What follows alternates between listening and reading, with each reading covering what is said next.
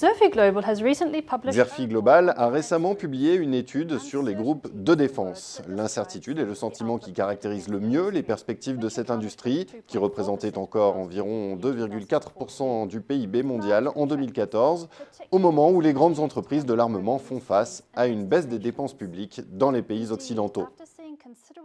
En effet, après avoir augmenté de 3,5% par an en moyenne sur la période 2005-2011 dans le contexte de grandes opérations militaires en Afghanistan et en Irak, les dépenses militaires mondiales ont fléchi de 0,8% par an en moyenne entre 2011 et 2014, plombées par d'importantes coupes dans les budgets de défense dans les marchés clés d'Amérique du Nord et d'Europe.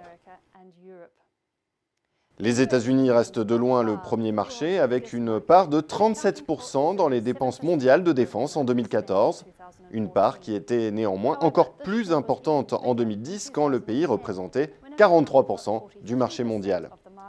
Cette baisse est la conséquence de 3 années consécutives de coupes budgétaires aux États-Unis, mais aussi d'une hausse des dépenses d'autres pays dont la part a par conséquent augmenté. Le cas de la Chine est particulièrement parlant à cet égard, puisque la part du pays dans les dépenses militaires mondiales est passée de 6,6% en 2010 à 11% en 2014. La Russie a également vu sa part augmenter de 3,5% en 2010 à 5% en 2014, tandis que celle de l'Arabie Saoudite est passée de 2,7% à 3,8% au cours de la même période.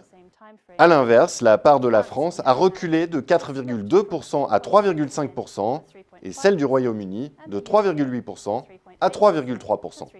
Ce déplacement des moteurs de croissance a un effet sur les grands groupes de défense qui restent principalement basés dans les marchés matures et sont donc fortement exposés aux tendances de dépenses dans ces pays.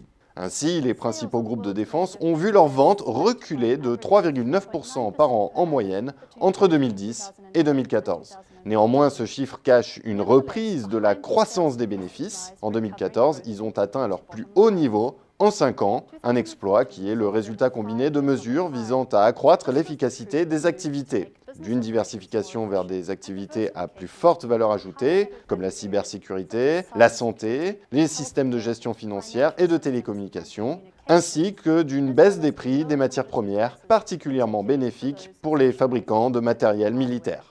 En termes de stratégie, les groupes de défense continuent de se concentrer sur la rationalisation de leurs opérations et la réduction de leurs coûts. Si l'innovation technologique reste une priorité, les dépenses d'investissement restent, elles, relativement faibles, atteignant en moyenne moins de 3% du chiffre d'affaires sur la période 2009-2014. Les groupes préfèrent maintenir leurs coûts à des niveaux faibles et accéder aux nouvelles technologies via des fusions-acquisitions et des partenariats. Quant aux efforts d'innovation, une part considérable concerne les technologies civiles ou à double usage, c'est-à-dire à usage à la fois civil et militaire, ce qui permet de réduire la dépendance vis-à-vis d'un marché de la défense atone, tout en bénéficiant de synergies dans la recherche et le développement, la gestion des chaînes d'approvisionnement et la production.